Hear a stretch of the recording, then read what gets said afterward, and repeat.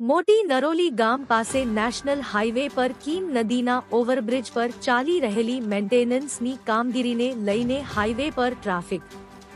માંગરોળ તાલુકાના મોટી નરોલી ગામ પાસે નેશનલ હાઈવે પર કીમ નદીના ઓવરબ્રિજ પર ડામર પાથરવાની કામગીરીને લઈને હાઈવે પર લાંબો ટ્રાફિક જામ થયો છે.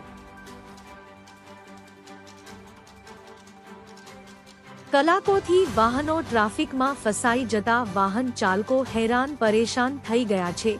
ઝડપથી હાઈવે પર ટ્રાફિક હળવો થાય એ દિશામાં વિભાગની ટીમે કામગીરી હાથ ધરી છે.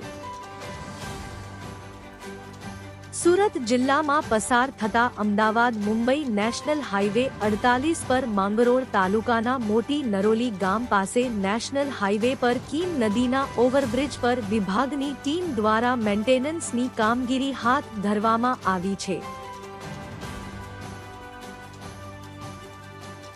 બ્રિજની એક લાઇન બ્લોક કરવામાં આવતા ટ્રાફિકની સમસ્યા ઊભી થઈ છે. નેશનલ હાઈવે 48 પર છેલ્લા 10 કલાકથી 15 કિલોમીટર લાંબો ટ્રાફિક જામ થયો છે, જેને લઈને વાહન ચાલકો તોબા તોબા પોકારી ઉઠ્યા છે.